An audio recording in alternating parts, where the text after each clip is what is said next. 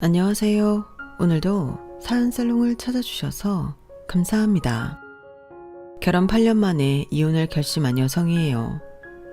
제가 주변에 이혼한다는 얘기를 꺼냈을 때 사람들 중 대개는 이런 말을 했어요. 10년 가까이 한 입을 덮고 살았는데 어지간하면 그냥 살지. 30도 넘은 여자가 무슨 이혼을 하냐고요. 혼자 벌이로 애는 어떻게 키우고 살 거냐며 남자는 다 거기서 거기니까 어지간하면 참고 살라더군요. 어떻게 된 엄마가 애 생각은 안 하냐고 이기적인 엄마 취급까지 하면서 말이죠. 사실 지금까지 남편과 함께 살아오면서 속으로 피눈물 흘린 적이 한두 번이 아니지만 그래도 자존심 때문에 주변에는 늘 행복한 척 연기를 하고 살았어요. 그러니 내 결혼 생활이 어땠는지 제대로 아는 사람은 별로 없었어요. 남편과 시댁 식구들한테 상처를 받을 때마다 나만 참으면 모두가 편할 거라는 생각에 꾹 참고 넘기기 일쑤였어요. 그런데 지나고 보니 참는 것만이 능사는 아니더라고요. 참는다고 해서 문제가 해결되는 것도 아니고 오히려 시간이 흐르는 동안 감정의 찌꺼기들만 쌓여갔으니까요. 게다가 다른 가해자들은 자신들이 뭘 잘못했는지도 모른 채 같은 잘못을 반복하더군요. 그러면 저는 계속해서 고통을 받게 되고요. 마음에 생긴 상처에는 닦지도 않지 않아서 시간이 지나도 아픔이 덜하지 않았어요. 오히려 묵은 상처가 마음을 병들게 만들었죠. 그러다 최근에 벌어진 일 때문에 그동안 용기 내지 못했던 결정을 내리게 된 거예요. 그 바람에 평소 입버릇처럼 자기나 되니까 나를 데리고 살아주는 거라고 큰 소리 치던 남편이 제 바지가랑이를 잡고 이혼은 안 된다고 울고불고 했으니 이것 또한 복수라면 복수일 거예요.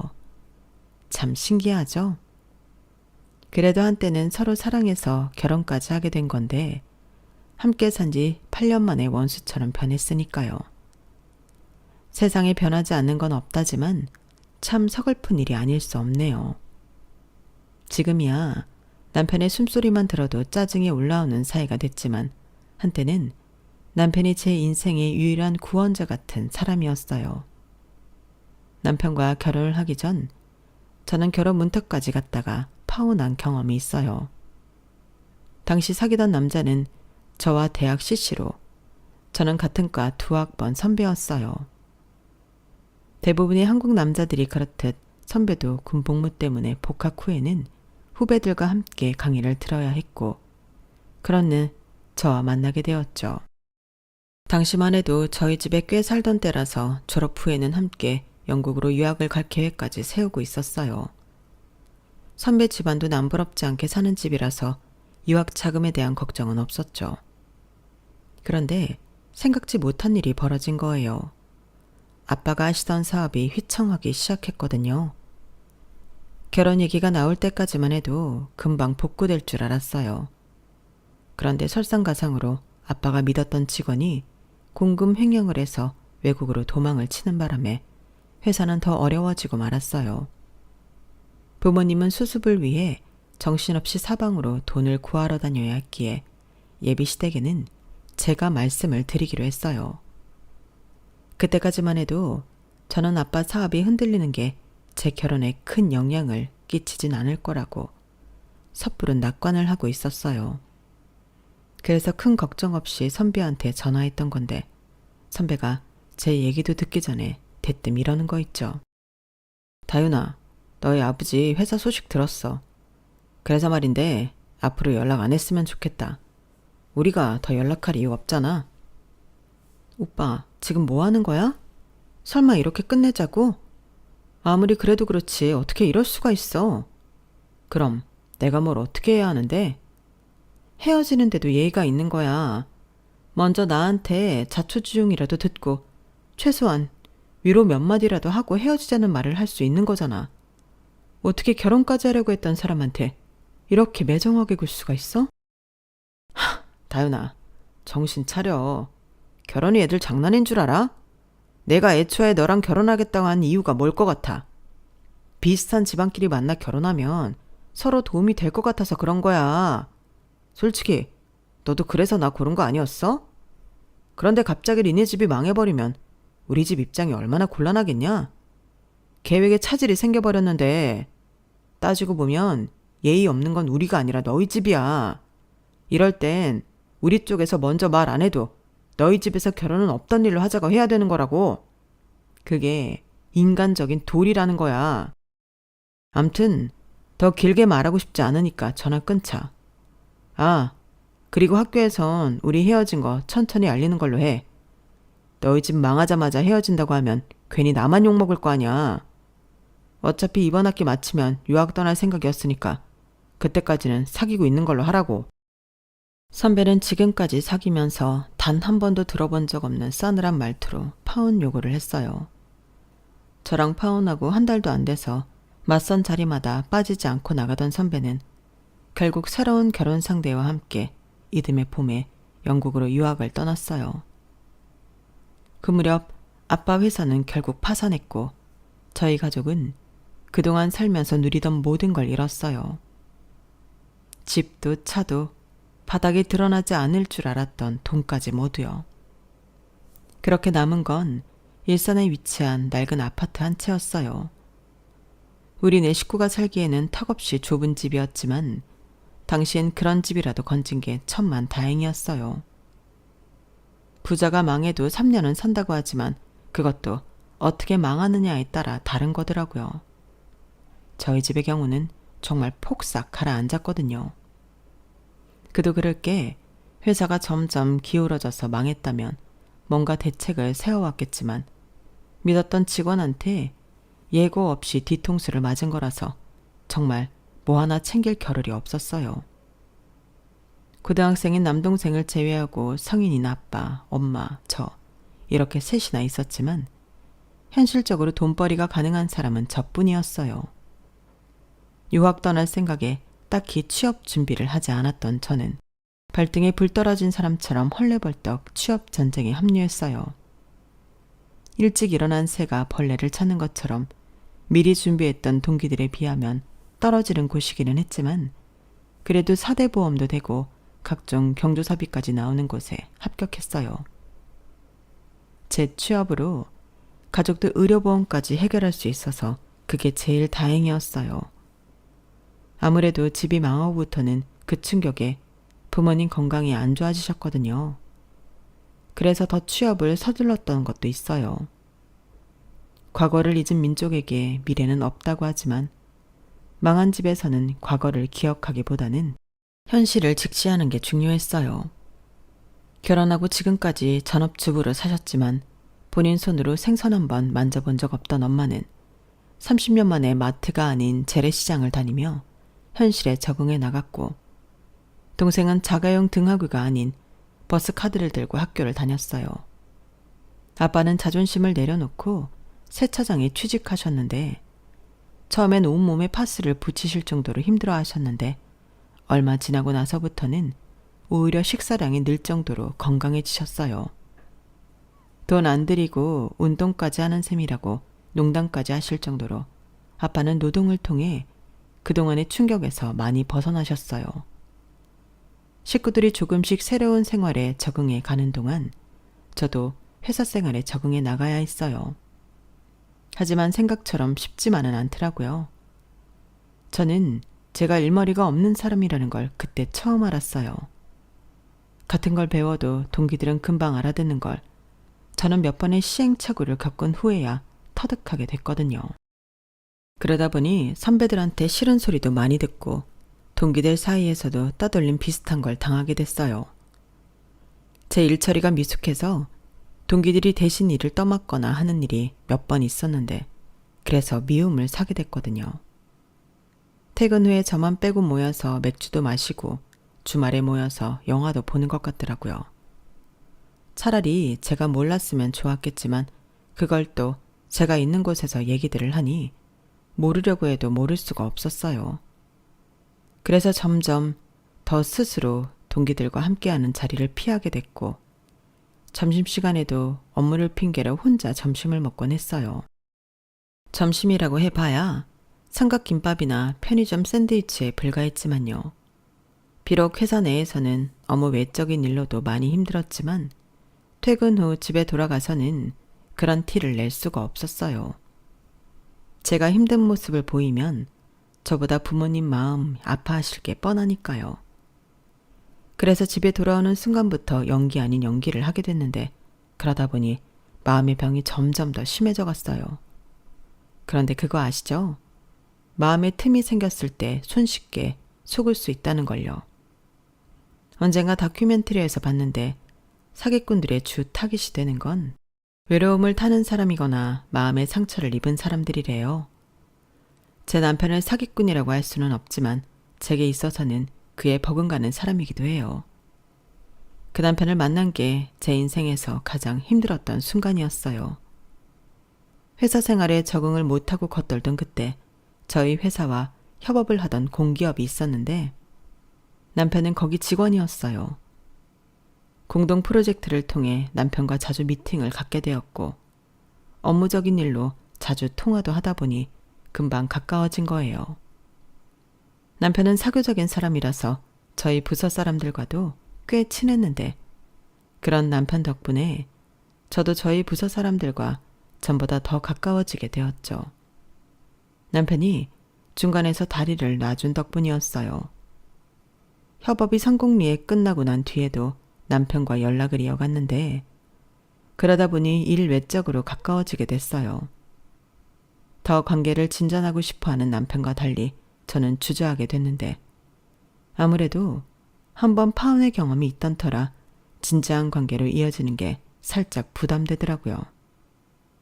전과 달리 저희 집 사정이 좋지 않은 것도 문제라면 문제였을 거예요. 그런데 남편 입장은 저와는 정반대였어요. 결혼 정년기를 넘어가는 나이에 하루빨리 결혼해서 가정을 이루고 싶어 했거든요. 그런 마음을 알기 때문에 어정쩡한 관계를 빨리 청산해야겠다 싶어서 남편한테 솔직하게 얘기를 했어요. 파혼을 당한 일과 저희 집이 망한 사실까지 모두를요. 그때 남편이 했던 말은 딱 하나였어요. 그게 뭐 어때서? 남자랑 동거를 한 것도 아니고 단지 결혼 얘기가 오갔다는 것 뿐이잖아. 부모님 사업도 그래. 덕분에 그동안 고생 않고 부모님 덕분에 잘 살았잖아. 그럼 오히려 고마워해야 하는 거 아니야? 난 처가 덕보고 살 생각은 없어. 그럼 우리 사이에 문제될 건 아무것도 없는 거 아닌가? 지나간 일은 있고 앞으로 일어날 일에 집중하자. 난 주희 씨랑 잘해보고 싶어. 주희 씨도 느꼈겠지만 일적으로도 그렇고 우리 외에도 그렇고 잘 맞잖아. 그러니까 우리 둘 사이에만 집중하자고. 그동안 제가 문제라고 생각했던 것들을 마치 다 쓰고 버리는 휴지 조각처럼 아무런 미련 없이 생각하는 남편의 모습에 조금 놀라기도 했지만 한편으로는 고마웠어요. 그래, 이 남자라면 지난 일은 잊고 새롭게 시작할 수 있겠다는 생각이 들었죠. 그래서 남편과 본격적으로 사귀기 시작했고 1년쯤 지나 결혼까지 이어지게 됐어요. 제가 모아놓은 돈이라고는 2천만 원 남짓이었고 부모님이 대출을 받아 8천만 원을 해주시겠다고 하더라고요. 못해도 1억은 있어야 혼수며 예단을 할 수 있지 않겠냐고요.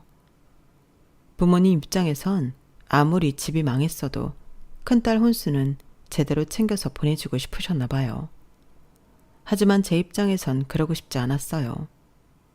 저는 시집을 가면 그만이지만 아빠는 얼마 안 되는 월급으로 생활을 하고 거기에 대출금까지 갚아야 하니까요. 전처럼 제가 생활비를 보조해 드릴 수도 없는데 현실적으로 아빠 월급으로 그 두 가지를 하기란 불가능했거든요. 게다가 동생 대학 등록금도 있는데 말이죠. 그래서 결혼은 내 힘으로 하겠다고 했더니 엄마가 그러시더라고요. 돈 걱정이라면 안 해도 돼. 엄마도 이제 일 시작할 거니까. 옆집 아줌마가 소개해준 곳인데 집에서 노느니 나가서 쉬엄쉬엄 일해도 좋겠더라고. 요즘은 내 나이에 집에서 살림만 하고 사는 것도 사치라고 그러더라. 그니까 걱정 말고 시집가서 잘 살 생각만 해. 우리 집에 이렇게 되지만 않았어도 그깟 혼수가 대수였겠니? 어디 가서 기 안 죽게 제대로 해서 보냈을 텐데. 그거 생각하면 너한테 미안해서 가슴이 찢어진다. 그러니까 잔말 말고 받아. 자식 결혼에 아무것도 못해준 못난 부모 만들지 말라는 엄마 말에 결국 부모님 돈을 받기로 했어요. 어렵게 마련한 돈이라서 한 푼이라도 허투루 쓰지 않으려고 열심히 발품을 팔아가며 결혼 준비를 했고, 덕분에 남들 하는 정도는 장만해서 결혼식을 치를 수 있었어요. 신혼집은 시댁에서 20평대 아파트를 전세를 해주셔서 저는 그에 맞는 혼수만 채우면 됐어요. 거기에 예단비로 1,000만 원을 들였는데 같은 직장 기혼자들 말로는 여자 쪽에서 1,000을 보내면 절반 정도는 돌려준다고들 하더라고요. 사실 내 손을 떠난 돈이라서 큰 기대는 안 했는데 이후 시댁에서 예단비는 돌려주지 않았어요. 상견례를 할 때만 해도 사정 다 아는데 무슨 예단비냐고 펄펄 뛰시더니 조금 의외의 상황이라 기분이 조금 그렇더라고요.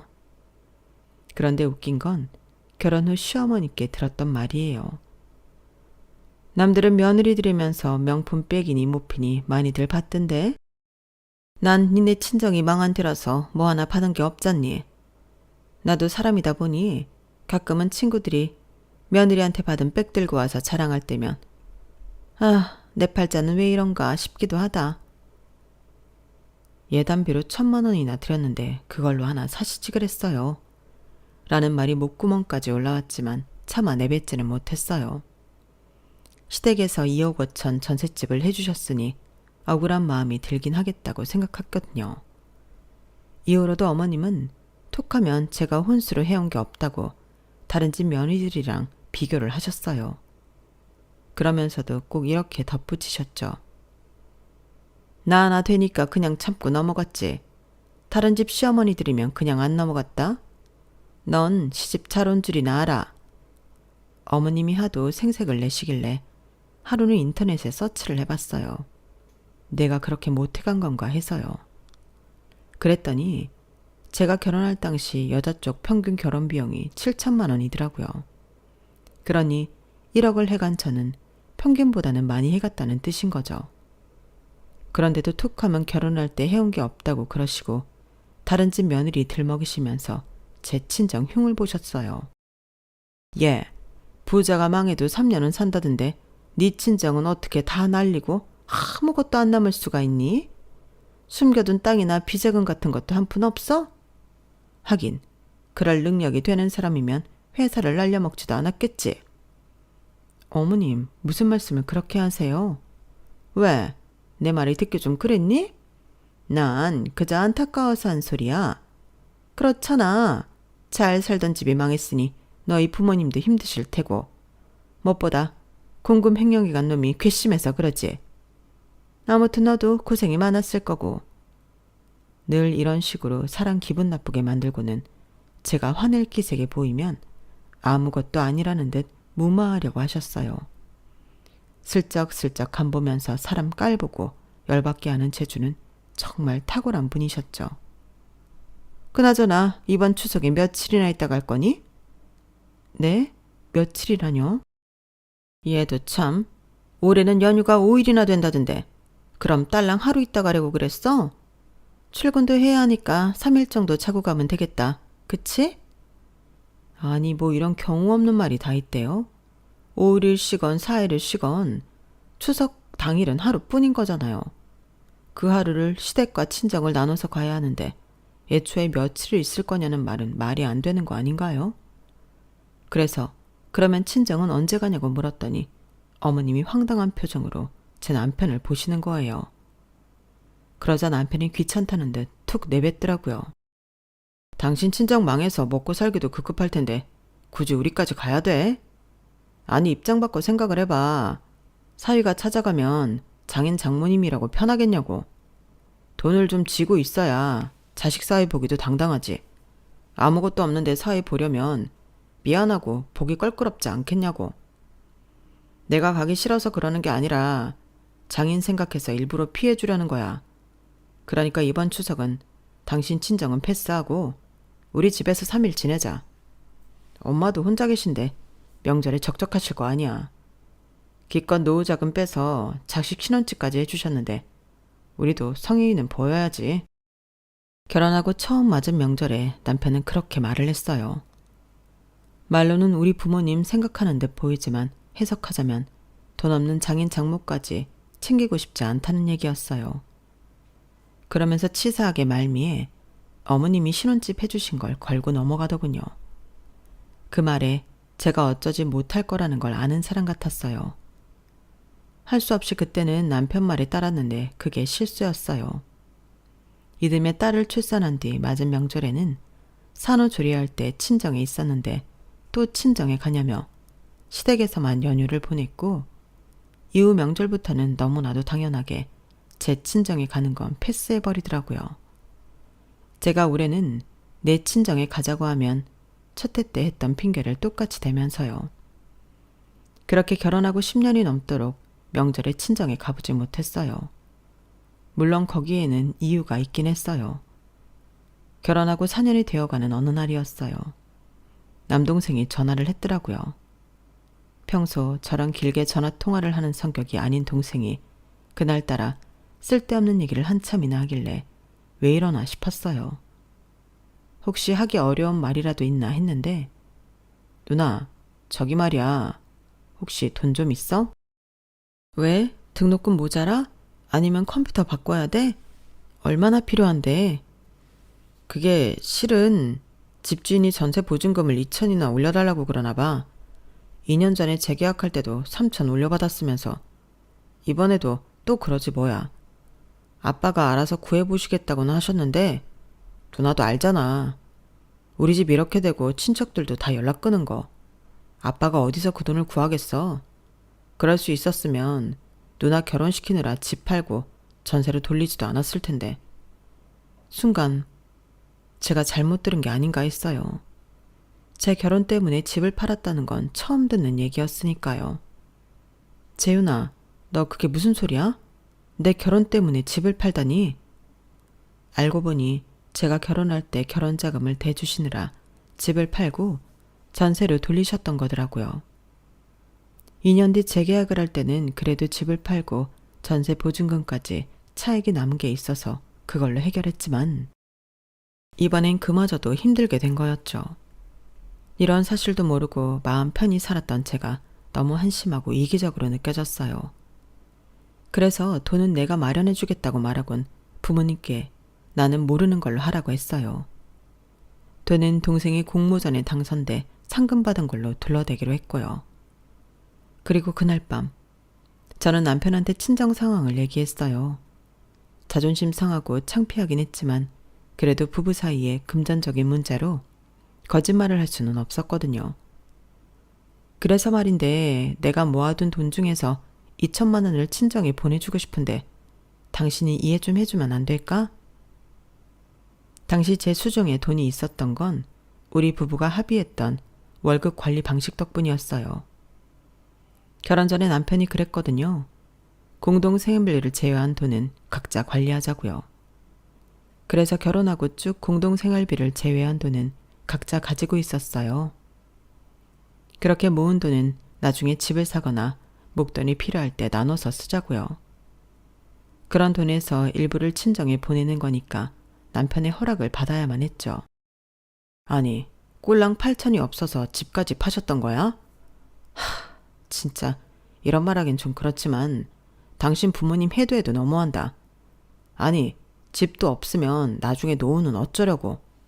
설마 그때도 우리한테 기대려고 그러시는 건 아니지? 그건 절대 안 돼. 나는 처가 덕도 안 바라지만 처가를 책임질 생각도 없으니까. 그리고 당신이 2천만 원 친정에 보낸다면 나도 내 돈 중에 2천은 내 마음대로 쓸 거야. 그래도 되지? 결국 그렇게 타협을 하고 친정에 돈을 보냈어요. 부모님께는 동생이 공모전에 당선이 돼서 상금을 받은 걸로 했고요. 이런 일까지 있었기 때문에 제가 명절에 친정 나들이 가는 게 더 눈치가 보이게 된 거예요. 그러다가 몇 년 뒤 남동생이 결혼을 한 뒤에는 동생네 부부가 있으니 우린 시어머니 혼자 계신 시댁에 가는 게 맞다는 신박한 논리를 펼치더군요. 그런데 그때까지도 제가 몰랐던 게 하나 있었어요. 남편과 시어머니가 늘 무기처럼 사용했던 저희 신혼집 보증금 말이에요. 제가 남편과 시댁에 잡혀 살게 됐던 그 원인이 애초에 다 거짓말이었던 거예요. 진실은 생각지도 못한 순간에 밝혀졌어요. 하루는 회사에서 일을 하고 있었는데 집주인이 전화를 했더라고요. 혹시 전세 보증금을 올려달라고 전화한 건가 했더니 그게 아니라 저희가 살고 있는 집을 살 생각이 있냐고 묻지 뭐예요. 급하게 팔아야 하는 거라서 저희가 산다고 하면 시세보다 싸게 주겠다고요. 서울 외곽 지역이긴 해도 그 정도면 가격도 괜찮고 우리 살기에도 편해서 당장 잡아야 할 것 같았어요. 그래서 남편이랑 상의해서 연락드리겠다고 했죠. 저는 당연히 남편도 그렇게 하자고 할 줄 알았거든요. 그런데 우리가 돈이 어딨어? 당신 돈 있어? 내가 가진 돈은 3천 정도 있어. 자기는 얼마나 있어? 저야 몇 년 전에 친정에 2천 해드려서 3천밖에 없지만 남편은 저보다 많이 가지고 있을 거라고 생각했어요. 월급도 저보다 높기도 했으니까요. 그런데 없어. 내가 모을 돈이 어딨어. 전세 대출금에 엄마 생활비까지. 거기까지 말을 하던 남편이 그제야 자기가 하지 말아야 할 말을 했다는 걸 깨달았는지 입을 꾹 다물었어요. 하지만 이미 제가 다 들은 상황이라 소용없었죠. 전세 대출금? 당신이 왜 전세 대출금을 받았는데? 그리고 어머님 생활비는 또 뭐고? 아니 그게... 아이씨, 그래 우리 결혼할 때 이 집 내 이름으로 대출받았어. 그럼 어떡하냐? 엄마가 가진 돈이 없다고 그러는데 다행히 내가 신용등급이 높아서 80% 가까이 대출이 되더라고. 그래도 나머지 20%는 엄마가 해줬으니까 엄마가 안 해준 건 아니야. 엄마가 해주나 내가 하나 우리 집에서 해준 거 마찬가지잖아. 안 그래? 그게 어떻게 마찬가지야. 결혼 후에도 당신 월급에서 대출금이 계속 나가건데. 그래놓고 지금까지 내 친정 욕했던 거야? 결혼할 때 해준 거 없다고? 어이가 없어서 정말. 따지고 보면 당신 집에서 해온 게 더 없는 거잖아. 그래놓고는 그동안 내 친정 무시하기나 하고. 어쩜 사람이 이럴 수가 있어? 당신은 어머님 생활비까지 대주면서 내가 친정에 돈 보낼까 봐 툭 하면 내 계좌 검사까지 하고. 정말 사람이 그러는 거 아니야. 서운함을 넘어서 내 앞에 앉아있는 이 남자를 도저히 믿을 수 없다는 생각까지 들었어요. 하나부터 10까지 거짓말이 아닌 게 없는 사람이었으니까요. 시어머니 생활비요. 그거 대줄 수 있어요.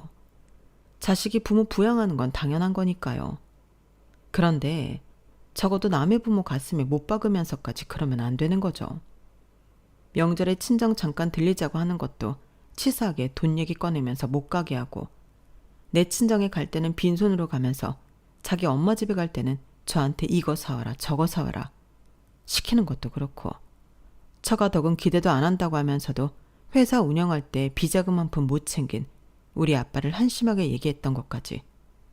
이제 와서는 모든 게 다 화가 나고 열이 받았어요. 그리고 그동안 살면서 남편과 시어머니한테 받았던 무수한 상처들은 결국 저로 하여금 이혼이라는 결과를 향해 달려가게 만들었어요. 지난해 겨울 출근 준비를 하던 중 화장실에서 정신을 잃고 쓰러지셨던 아빠가 의식 없이 누워 계신 지 일주일 만에 세상을 떠나셨어요. 회사를 잃은 뒤로 세차장과 물류창고 경비, 그러다 최근엔 아파트 경비까지 젊은 시절에도 해보지 않았던 힘든 일들을 전전하시면서 가장의 노릇을 다하셨던 아빠였기에 가여운 마음과 고마움, 그리고 죄스러운 마음까지 들었어요. 내가 결혼을 서두르지 않았다면 조금 더 친정에 살림에 보탬이 됐을 거라는 생각에 더더욱 그랬던 것 같네요. 장인 장례식인데도 남편은 회사 일을 핑계로 밤이 돼서야 장례식장으로 왔더라고요. 저도 이미 이 남자한테 마음이 떠난 터라서 사실 서운한 감정도 없었어요. 속으로 너희 엄마 돌아가실 때 나도 똑같이 해줄 테니 그때 보자, 이런 생각을 할 뿐이었죠. 남편은 피곤한데 쉬지도 못하고 장례식장까지 지키게 됐다고 투정을 부려댔어요. 그런데 그때 낯이 익은 손님 한 분이 찾아오셨더라고요. 아빠와는 고등학교 동창으로 제가 고등학생 때까지만 해도 가족들과 함께 저희 집에 자주 찾아오시던 분이었어요. 그런데 그분이 저희 엄마한테 뜻밖의 얘기를 하시지 뭐예요. 재수 씨는 모르겠지만 제가 회사를 확장할 때 정배한테 돈을 빌렸습니다.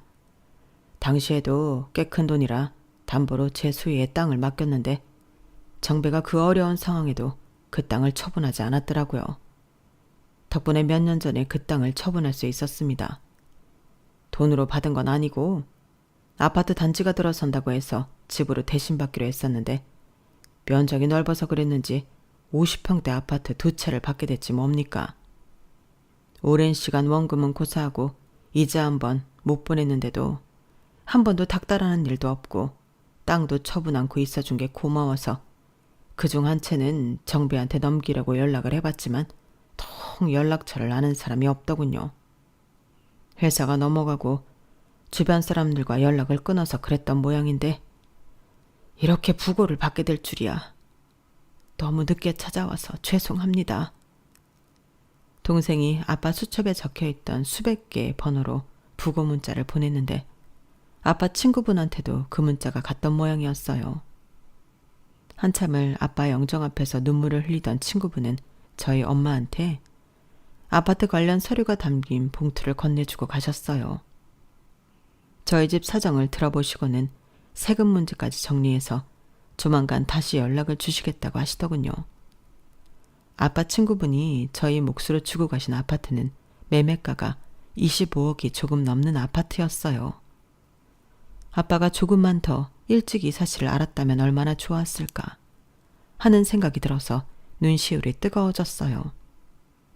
그랬다면 아빠가 그렇게 고생 안 하셨어도 됐을 테니까요. 엄마랑 남동생도 저와 같은 생각인지 고가의 아파트를 받고도 기쁘기보다는 착잡한 표정이었어요. 딱 한 사람, 제 남편만 빼고요. 아빠 친구분이 주고 가신 게 25억 상당의 아파트라는 말에 남편의 눈썹이 들썩이더라고요. 말 안 해도 남편이 속으로 무슨 생각을 하는지 알 수 있었어요. 아주 두 눈에 탐욕이 가득 차 있었거든요. 하지만 남편이 뭘 원하든 저는 절대로 그 뜻대로 해주지 않을 생각이었어요. 이미 남편과 이혼을 결심한 상태였으니까요. 장인 장례식장에서까지 인간 말종 모습을 보인 남편한테 뭘 더 기대하고 살겠어요. 그런 놈한테 줄 수 있는 건 이혼 서류 하나뿐이죠. 그런데 아니나 다를까 남편이 늦은 밤 저를 살짝 부르더라고요. 엄마와 동생 내외 눈을 피해 주차장으로 데려간 남편은 그제야 본심을 드러냈어요. 야, 쥐구멍에서 벼뜰날 있다더니 이게 웬 떡이야? 가만히 있어봐. 상속 배분이 어떻게 되나? 장모님이 5, 처남이랑 당신이 2.5씩 맞나? 그럼 25에 4분의 1이니까 6억이 조금 넘네. 야, 세금은 그쪽에서 처리해준다고 했지? 그럼 우리는 세금 안 내도 되는 건가? 아닌가?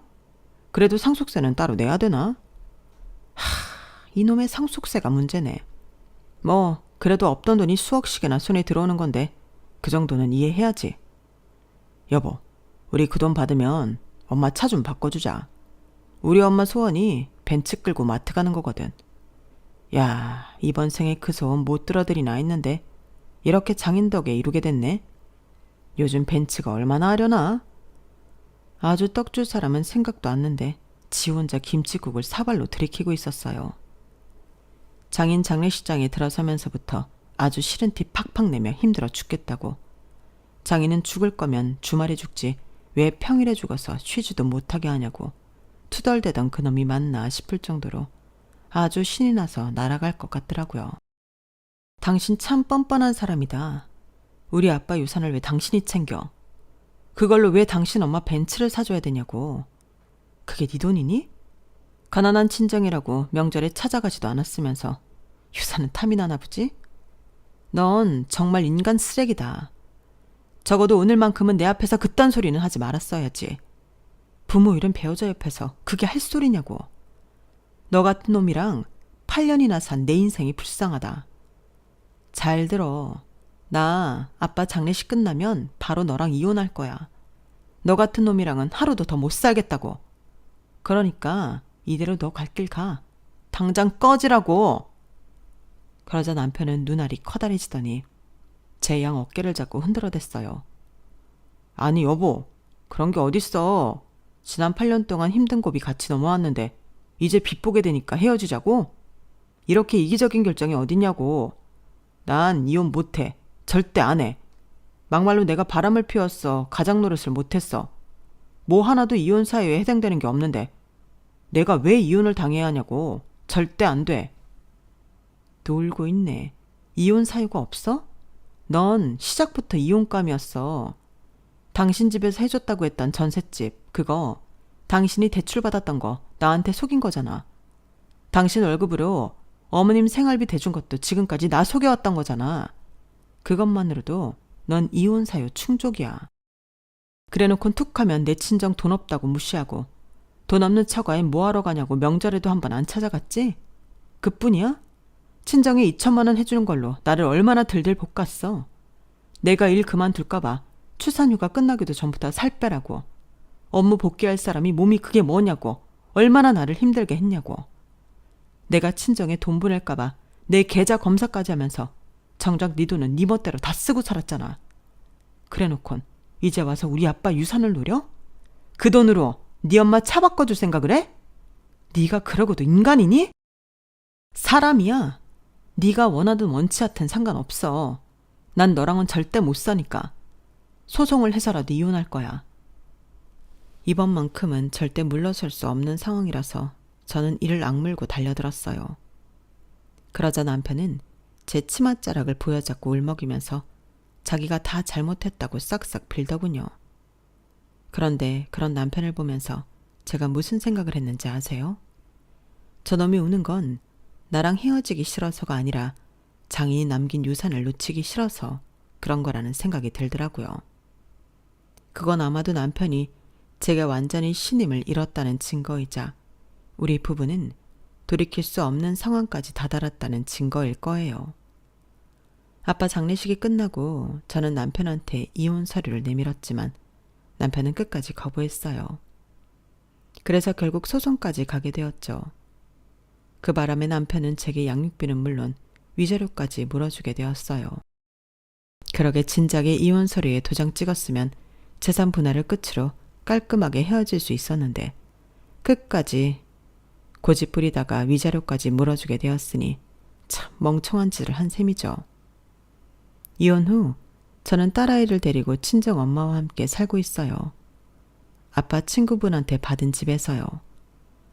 당장 돈이 필요한 것도 아니고 굳이 집을 팔 필요가 없을 것 같아서 아파트는 팔지 않기로 했거든요. 더는 집주인한테 보증금 올려달라는 전화를 안 받아도 돼서 엄마는 그게 제일 편하고 좋다고 하시더라고요. 더불어 이제는 벽에 마음대로 못질도 하고 살 수 있게 됐다고 얼마나 좋아하시던지. 아침마다 어린 딸을 어린이집에 맡기고 출근하는 게 늘 마음에 걸렸는데 이제는 엄마가 봐주시니까 얼마나 마음이 편한지 몰라요. 엄마도 일 그만두고 집에서 손녀딸이랑 시간을 보낼 수 있어서 좋아하시고요. 조금씩 모든 게 자리를 잡아가고 있는 요즘이 행복하기만 하답니다. 앞으로는 남들한테 보여지는 행복이 아니라 정말 나를 위한 행복을 따라 살아갈 생각입니다. 그래야 내 아이도 행복의 참뜻을 알 수 있을 테니까요. 지금까지 제 사연을 들어주셔서 감사합니다. 더 힘내서 잘 살아가 보겠습니다. 여러분의 오늘도 내일도 행복하시길 바랍니다.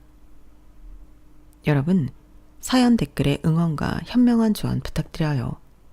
좋아요와 구독은 저에게 큰 힘이 됩니다.